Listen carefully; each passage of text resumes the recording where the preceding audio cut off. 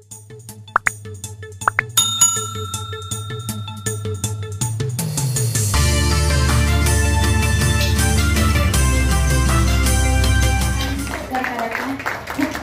स्वागत. लोकशाही वाचवण्यासाठी सन्माननीय शशिकांत शिंदे साहेब यांच्या सुविध पत्नी गेले 15 दिवस झालं लोकशाही वाचवण्यासाठी संपूर्ण सातारा लोकसभेमध्ये या मतदान आहे.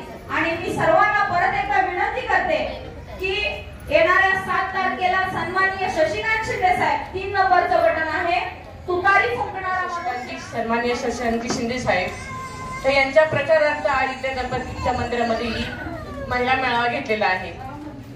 तर महिलांना एवढीच विनंती करते मी की सर्व महिलांनी आपापल्या परीने जेवढ्या महिलांना जागृत करता येईल तेवढ्या महिलांना जागृत करा आणि जास्तीत जास्त मतदान कसं होईल याच्याकडे लक्ष द्या. कारण आता आपण बघितले आताचं जे सरकार आहे ते फक्त हुकुमशाही सरकार आहे. आता मी तर तुम्हाला प्रत्येक गोष्ट सांगायलाच पाहिजे असं नाही कारण तुमच्यापर्यंत सर्व गोष्टी पोहोचलेल्या आहेत. गॅस आपला जो 300-350 गॅस काँग्रेसच्या सरकारामध्ये होता तो गॅस आज 1200 पर्यंत पोहोचलेला आहे. डिझेलचे दर वाढलेले आहेत. खाजगीकरण सर्व शाळांचं झालेले म्हणजे सर्वसामान्यांच्या मुलांनी कसं जगायचं कसं शिकायचं हा एक मोठा प्रश्नच आहे. तर ह्या सर्वांना कुठेतरी थांबवण्यासाठी आपल्याला सक्षम असं सरकार इथे द्यायचं आहे केंद्रामध्ये. तर त्या सरकारला आपण भरघोस मताने निवडून देऊन आपला जो उमेदवार आहे त्याला आपण दिल्लीत पाठवणार आहोत. साताऱ्यामध्ये लोणंद या ठिकाणी आमचे प्रेरणास्थान आमचे बंधू आदरणीय शशिकांत शिंदे साहेब यांच्या प्रचारार्थ या ठिकाणी आम्ही गणेश मंदिर या ठिकाणी उपस्थित झालेलो आहोत.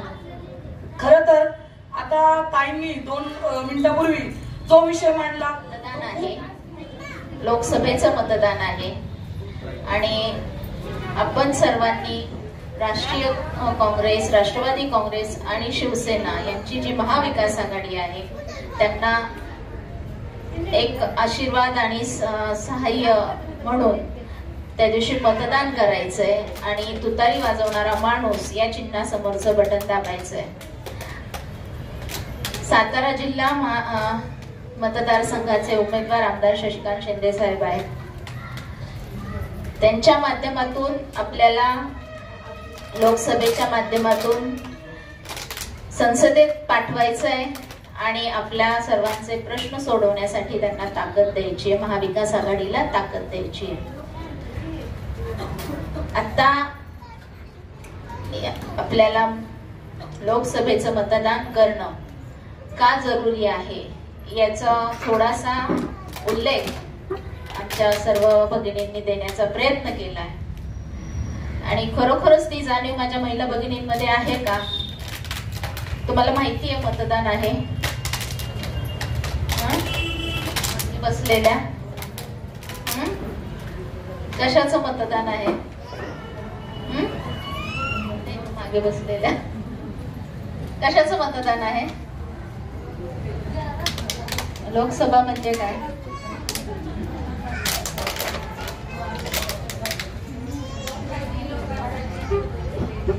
अरे वा, छान, गुड गुड. नागरिक शास्त्र नागरिक शास्त्र आहे आपल्याकडे म्हणजे. आणि त्यातून काय होणार आहे? चला पुढचा अभ्यास.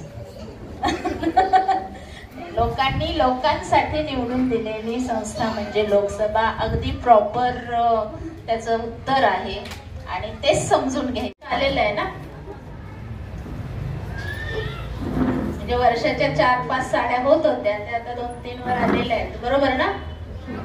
सगळ्यात महत्वाचा विषय आहे तो. त्यामुळे आपण विनोद म्हणून घेतोय पण ही वस्तुस्थिती आहे. जी साडी आपण 500 रुपयात कोणी घेत असेल ती आहे.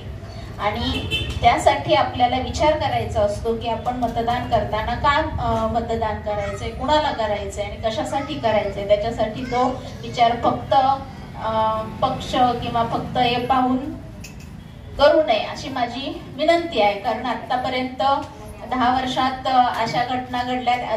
जाहिराती पाहून थोडस काय म्हणतात मानसशास्त्र लोकांचं पाहिलं गेलं आणि त्याप्रमाणे त्यांच्या डोक्यावरती जाहिरातींचा मारा केला गेला आणि त्या माध्यमातून जे सरकार आलं त्या सरकारमुळे महिलांना किती त्रास झाला आहे त्या सगळ्यात आपण स्वतःचा पाहूया.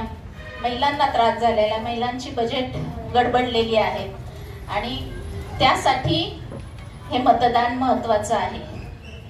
लोकांसाठी केलेली संस्था आहे, पण त्याचा उपयोग लोकांनाच होत नाहीये, सामान्य कुटुंबांना होत नाहीये, सामान्य जनतेला होत नाहीये. हे स्पष्ट झालेलं आहे. कारण प्रत्येक सामान्य माणूस हा त्रासलेला आहे.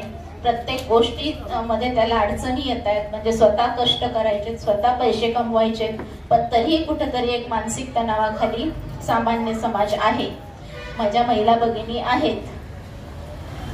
त्यामुळे आपण या मतदानाकडे थोडंसं गांभीर्याने पाहावं अशी माझी सर्व महिला भगिनींना विनंती आहे.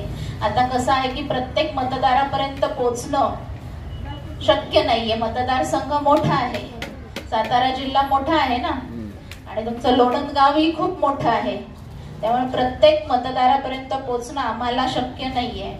त्यामुळे आम्ही अशी आपणा सर्वांना विनंती करू की आपण महिला भगिनींनी आपल्या संपर्कात येणाऱ्या सगळ्या महिलांपर्यंत पोहोचावं आणि आपण आता हे मतदान महाविकास आघाडीला का करायचंय याची जाणीव महिला भगिनींना करून दिली. तुमच्या बोटावरती शाई लावली की शेजारी एक माणूस बसलेला असतो, त्याच्याकडे एवढं छोटस मशीन असतं. आपल्या भाजीवाल्या बायका ते पेटीएमचं मशीन असतं ना, तसं ते असतं दिसायला.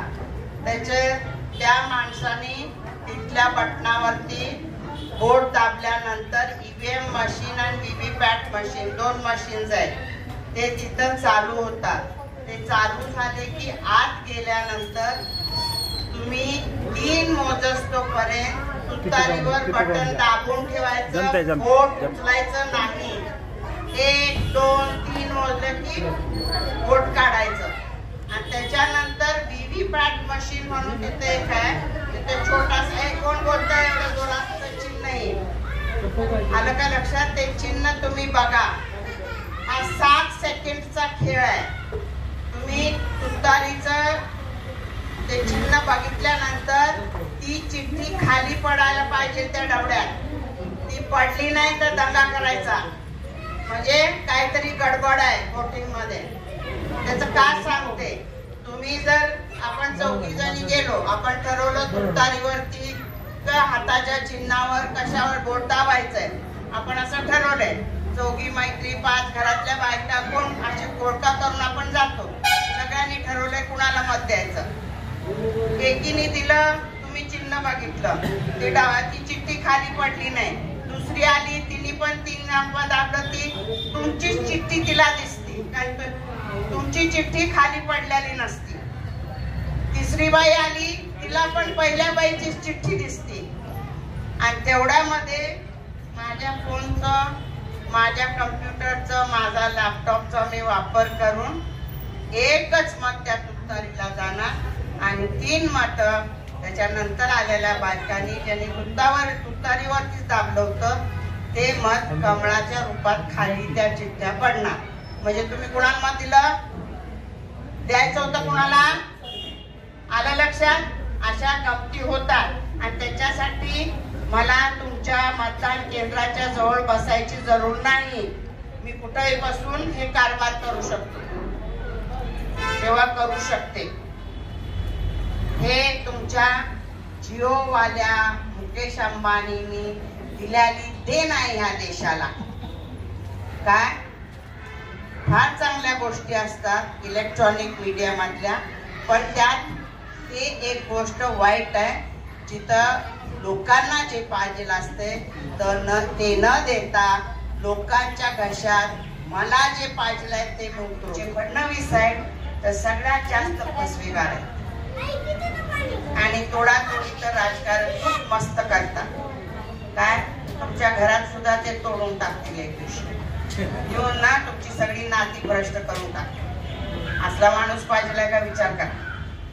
शशिकांतजी शिंदे साहेब जे माथाडी कामगारांचे नेते आहेत, जे कष्टकऱ्यांचे नेते आहेत, त्यांनी त्यांची राजकारणाची सुरुवात ही खूप प्रतिकूल परिस्थितीमध्ये चालू केलेली होती आणि खूप मोठा संघर्ष उभा करून त्यांनी आज सातारा जिल्ह्यामध्ये स्वतःच्या कामाचा कर्तृत्व उभा केलेला आहे आणि त्यांना त्यांचा निष्ठावंत शिलेदार म्हणून महाविकास आघाडीच्या माध्यमातून, इंडिया आघाडीच्या माध्यमातून उमेदवारी आज या ठिकाणी जाहीर झाली आणि त्यावेळीपासून आपण सातारा मतदारसंघातल्या सर्व महिला, युवक, सर्व लोक सन्माननीय शशिकांत शिंदे साहेबांना निवडून देण्यासाठी आपण अविरतपणे काम करत आहोत.